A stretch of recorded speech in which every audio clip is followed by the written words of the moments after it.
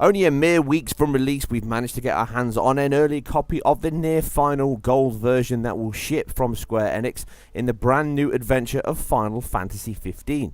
And the game and this demo itself, or at least the opening section of the game, but I do feel as if it's been slightly cut back just so it doesn't ruin the intro that was so alluded to being dramatic and epic, which unfortunately this isn't. This is more of a road trip with the boys, and that's how the whole game and demo seems to play out, with a very slow, methodical pace to it, but it allows you to explore the world and the beauty that it offers. So let's get into the numbers. The first thing is, even though there's really two versions, there's actually three that I'm covering here from the Xbox One. This is the standard, not the S, the PS4, and they're for the PS4 Pro. So I'll cover them in as much detail as I can, and obviously all the technical analysis that's possible on both versions, and including the PS4 Pro editions, which are quite extensive on this title already. So let's get down with the numbers on the Xbox One, PS4, and PS4 Pro. So, on the PS4, what are we looking at? Well, we're looking at a 30 FPS title, 30 Hz, and therefore it runs with a dynamic resolution, but much better image quality. They've certainly improved their anti-aliasing, and the temporal AA they're using is much better now and more effective in covering up the issues and edges. You do get some artifacting issues, but that's not going to be something that's going to ruin people's eyeballs or ruin the game enjoyment. So it ranges from 900p up to 1080p, and this generally is seen as some of the easier, simpler cutscenes at the early parts of the game. They all tend to render at 1080p. But in the heavier stress sections and obviously some action sequences, then this can drop to 900p, but no lower. So this leaves you with a alternating level of clarity on both texture quality, also hindered a little bit by the temporal AA, but a very worthy sacrifice. And the image quality can have a few shimmering edges and issues, again on the PS4, but it is much better and cleaner than what we saw in previous demos and versions, and that can only be a benefit. They really have excelled themselves in improving the image quality, and the hair in this game, even though it's heavily dithered just like the shadows and it's used in abundance, it still looks very impressive and realistic. Still one of the best techniques I've seen in games, and abundantly used, not just kept to the main character. So after the visual side of it, has the performance side improved? Well, yes it has. Now, although frame pacing issues are not completely eradicated, they are greatly reduced from what we've seen on previous versions, and this is true of both Pro and obviously the standard PS4.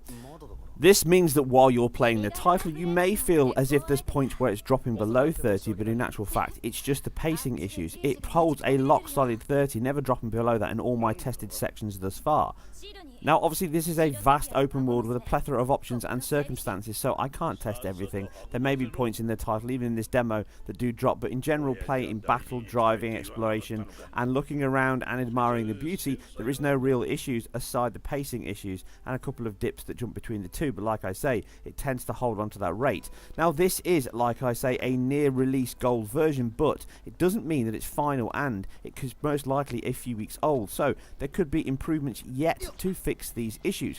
I will note that the Xbox One version does not suffer from this, holding on to a locked 30 with ever so slight occasional dips, but it does feel slightly more smooth due to this.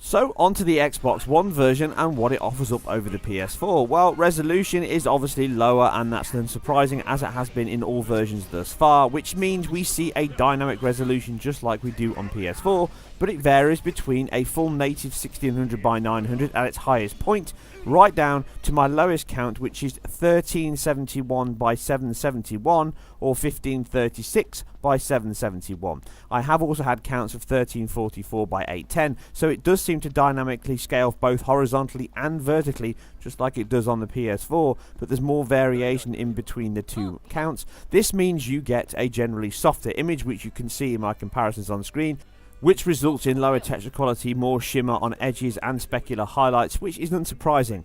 Now, playing it in isolation, it's still a good looking game, but it is immediately soft and looks very much like a 720p game at various points. This is obviously down to the TAA as well, which does help remove some of the shimmer and issues, but overall this is a softer look than what we're getting on the PS4, and obviously what the PS4 Pro offers, which I'll touch on in a moment. But that doesn't mean that the game is not beautiful looking, fun to play, and like I say, it does benefit from no frame pacing issues, which is very welcome indeed, and it's still as fun and gorgeous to play and look at. as any other version here, just not quite as refined on that image quality. Aside this, we obviously seem to be looking at an identical game, which means we get the same screen space ambient occlusion solution, specular highlights, a combination of cube maps and screen space reflections, which flip between points in the game where they are in use, at the overall garage section here and obviously in water. But the actual frustum culling is quite short, which you can see at certain points in the water where it's cut off at both sides of the camera. So it would have been nice to push this just outside of the frustum range to allow it to render so you don't notice this as much. But these are all sacrifices that make obvious sense, along with the obvious occlusion issues that the game has in foreground and background reflections. Visual quality, density of foliage, and obviously character animations and models are all of the same polygon structure and topology, so there's no issues there. Animation is very fluid, which also incorporates with the physics-based system, giving inverse kinematics destruction, and obviously physics on cloth and hair, which is used across the game on your main characters, other characters in the game, and enemies. And it's a really vivid and strong, well-structured world, both internal and external, and a vast world to explore. So there's certainly going to be a lot of time spent wandering around this place and just seeing what you can do. So we've covered the PS4, we've covered the Xbox One.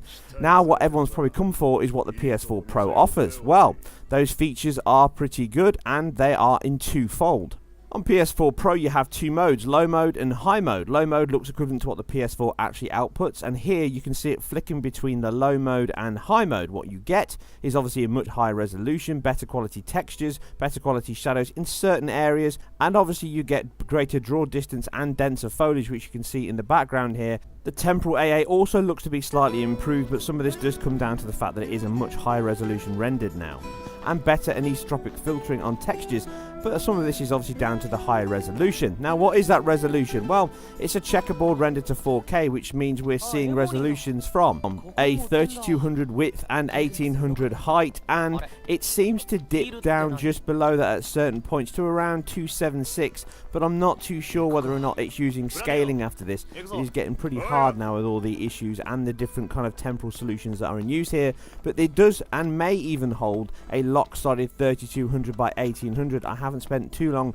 counting, but the image quality and clarity is clear. Now, with the low mode and high mode, you may think that it actually has a different performance metric, but it doesn't at this point. But Square have come out and said, as I alluded to and thought may happen, its titles are pushing towards a 60 FPS target. And yes, just like Rise of the Tomb Raider on PS4 Pro, this title will also be pushing towards an unlocked 60 FPS rate. Now right now, whether you flick between low mode or high mode, as you can see on screen, it makes no difference at all to the performance. Holds that lock solid 30 most of the time, with the frame pacing issues seemingly reduced in the low quality mode. And this is most likely down to the reduced resolution and therefore memory gain they're pulling back. They can then handle the frame buffer and store it with more space, giving them more time to triple buffer or double buffer, whatever they're doing here, to smooth the frame rates out. And is probably why we're looking at a game that's running around 40s or 50s, so they could be pushing higher than that when the final game ships, and that is their target with a patch sometime in December. Doesn't mean that it's all GPU related, mind. So when you go to low quality or high quality, the benefits even for 1080p players are super sampling, so you get a much better image quality and clarity. Obviously, if you've got a 4K TV with HDR, then it also supports that as well, and I'll be covering that in more detail later, but it's certainly a much more impressive title. Whether you pick this up on Xbox One, PS4 or PS4 Pro, you are in for a treat with a game that looks to have achieved the target from Square to create the most beautiful and grandest looking title yet. Some of the real-time cutscenes and character models really take your breath away. With subsurface scattering, the texture quality can be a bit random in certain parts of the game, but it is a vast open world, so you can't really blame them for this. Exquisite use of lighting solutions, including a global illumination bounce, which does look very much like a Pixar, which their skin shader can have similar looks as well. But overall the game is impressive and one of the best looking titles I've seen on anything, and the PS4 Pro just pushes that up further, with the IQ improvements we've seen on both console versions much better. But once you've sat down and played this super sampled or even native 4K solution, okay, checkerboard if people want to get carried away, solution on your TV, it is the best looking and grandest adventure from Final Fantasy yet, and I cannot wait to see where this adventure takes us in the final title. Anyway, I've talked far too much and covered as much of this game as I possibly can. This demo has much more to give, and I've only scratched the surface of where it can lead. If you enjoyed this or anything else that I've put together, including my pro coverage, which is only going to continue. So if you do, then please support the channel by liking and subscribing, and of course sharing where appropriate. That helps greatly. Please leave all your thoughts and feedback below. I always like to hear what you have to say and try and improve and deliver what you ask for. Then please check back for far more coverage of both PS4 Pro, Xbox One, and of course the final release in Final Fantasy, which I cannot wait to get my hands on in a few weeks' time.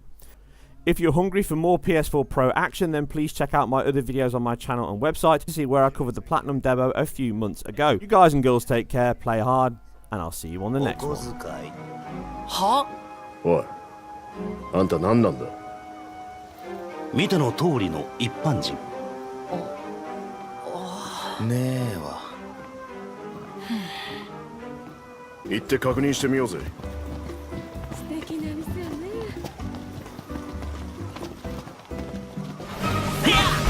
ノット、武器召喚できるだろ。敵に合わせて使え。連携成功。さ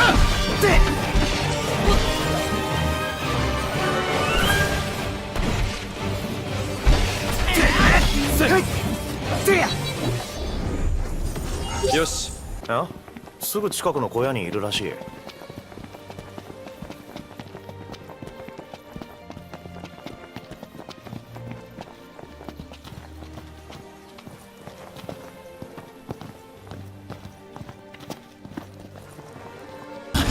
なんとか。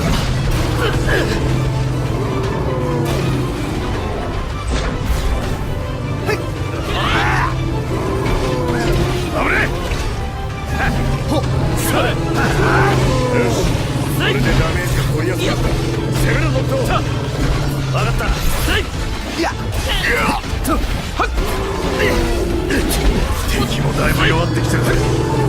なら遠慮なくやらせてもらうわ。いい流れだ。お互いにな。息ぴったりじゃん。今のよかったな。ねえ電話。